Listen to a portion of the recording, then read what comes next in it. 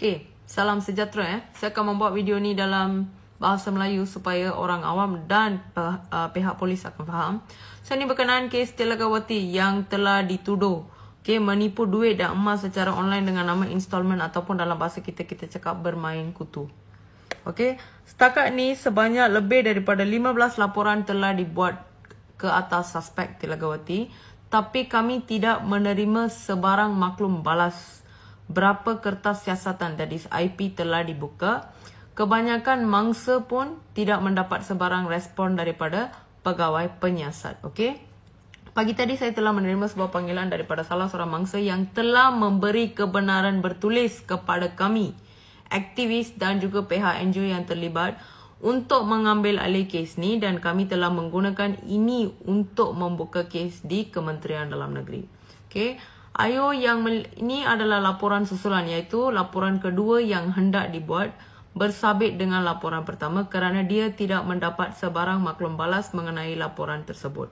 Laporan pertama beliau Sebila pengadu telah pergi ke balai, dia telah dipanggil oleh pegawai penyiasat yang telah mengambil kes laporan pertama ni dan melarang beliau untuk membuat laporan, dan daripada dikatakan melarang, dia telah menangguhkan beliau untuk membuat laporan, dan dia telah memanggil pengadu, berbincang dengan pengadu, bertanya dengan pengadu kenapa suspek telah ditahan pada tahun lepas dan report telah ditarik balik. Ini bukan soalan yang boleh dijawab oleh pengadu itu sebab bukan mangsa pengadu ini yang menarik balik report tu. Kedua, pegawai ini juga telah memberitahu bahawa dia sampai sekarang tidak mendapat kebenaran daripada pihak bank untuk mendapatkan maklumat kewangan atau di mana Telagawati telah membuka akaun bank beliau. Ini adalah sesuatu yang kami tidak percaya sebab sebagai rakyat Malaysia kita tahu pihak polis atau pihak-pihak yang berkuasa mempunyai semua kuasa untuk mendapatkan maklumat yang mereka perlukan. Dan di sini saya nak bagi tahu sebagai seorang rakyat Malaysia yang mempunyai kad pengenalan, tolong faham kamu mempunyai segala hak untuk membuat laporan polis. Sekiranya kamu dinafikan untuk membuat laporan polis dalam kes Telagawati, tolong ambil nama pegawai, nombor badan pegawai dan balai mana dan serahkan kepada kami, dan kami akan memanjangkan hal ini kepada sistem pengurusan aduan awam untuk tindakan tata tertib diambil ke atas pegawai yang tidak bertanggungjawab tersebut. Sebab tidak mengambil laporan adalah salah di sisi undang-undang. So, that is one. Second, Telagawati telah menipu lebih daripada 80,000 dan ini adalah kes-kes yang mempunyai bukti. Saya juga telah mendapat panggilan di mana ada kes-kes yang tidak mempunyai bukti, resit telah hilang and all. Saya tidak menyertakan tu. Ini adalah jumlah wang yang ditipu yang mempunyai bukti. Ada setengah mangsa yang mempunyai semua bukti tapi enggan membuat laporan dengan pihak polis. Bila saya bertanya kenapa, mereka cakap mereka tidak percaya pihak PDRM akan mengambil tindakan, dan ini sangat sesuatu yang saya merasa kesal kerana kita sepatutnya percaya dengan pihak PDRM. So, ini adalah kerana segelintir anggota yang tidak bertanggungjawab telah merosakkan nama PDRM sepenuhnya.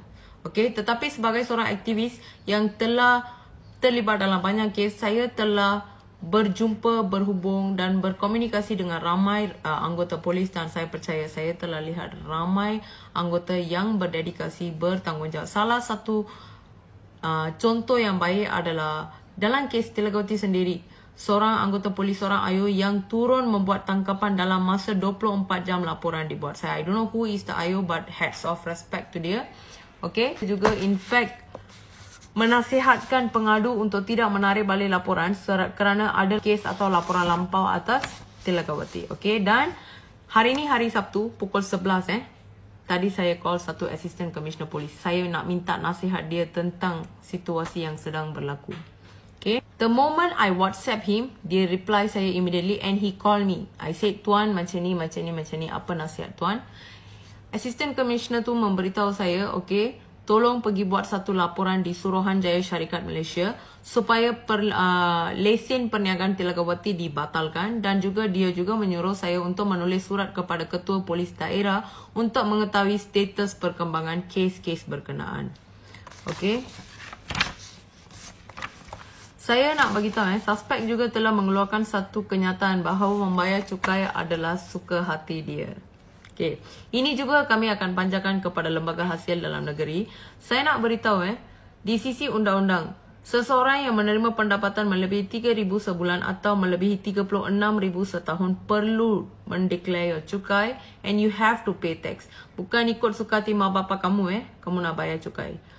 Tilagawati juga telah menyuruh setengah customer beliau untuk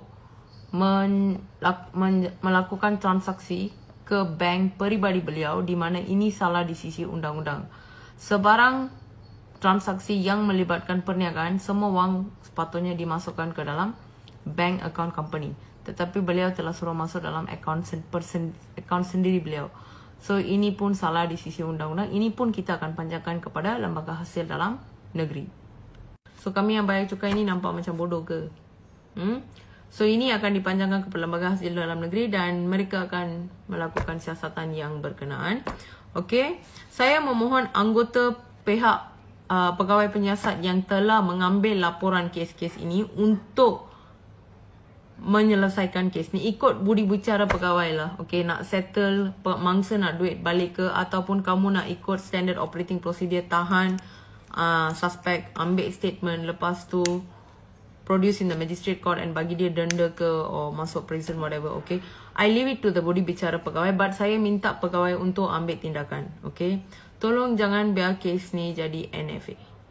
Okay, second, ada segelintir anggota yang menyebabkan nama PDRM, keseluruhan nama PDRM rosak, and I feel very bad about it. Okay,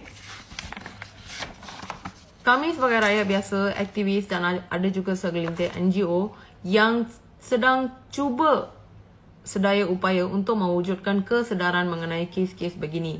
Tetapi ramai orang awam tampil bagi maklumat. Tetapi bila pihak berkuasa tidak bekerjasama, tidak mengambil tindakan, tak nak bekerjasama dengan mangsa, pengadu, dengan kami, dengan orang awam, kes-kes kecurian begini akan berleluasa, penjenayah macam ni akan lebih ramai lagi akan muncul, lebih ramai lagi orang awam akan tipu, mangsa tidak akan mendapat keadilan dan penjenayah tidak akan takut dengan PDRM. Okey, kami sebagai rakyat Malaysia, sebagai seorang aktivis yang biasa, kami hanya boleh mewujudkan kesedaran. Membantu kami untuk membenteras jenayah dan memastikan tindakan diambil supaya penjenayah takut, orang awam percaya dengan kita punya sistem law and order dan juga pihak PDRM, dan penjenayah juga takut untuk membuat seperti ini terpulang kepada pihak-pihak berkuasa. So saya memohon kepada pihak-pihak yang berkuasa untuk mengambil tindakan, dan kepada anggota-anggota yang tidak membenarkan rakyat untuk membuat laporan atau menarik, you're dragging the case. Like Ayo yang tadi, pengadu tadi telah beritahu saya banyak benda yang saya rasa that Ayo just wants to stall the case. So kami akan tunggu untuk 3-4 hari lagi, dan sekiranya tiada sebarang tindakan diambil, tapi ada juga 2-3 Ayo yang telah ambil tindakan. Like ada 2 Ayo telah suruh pengadu untuk pergi ke dekat bank. Satu pengadu telah pun pergi kepada Maybank dan beri laporan, and Maybank HQ telah terima laporan mengenai Tila punya account. Okay, so they will freeze the account. CIMB maybe next week ada seorang pengadu, so ada juga Ayo yang mengambil tindakan, dan ada seorang lagi Ayo telah meminta Tilagawati untuk turun berjumpa dengan beliau di Perak. Okay, so tapi saya memohon untuk semua Ayo mengambil tindakan supaya Tilagawati tahu dan semua mangsa lain dan rakyat juga akan tahu bila satu laporan dibuat, pihak polis akan mengambil tindakan. Ini saja permohonan saya. Sekian, terima kasih.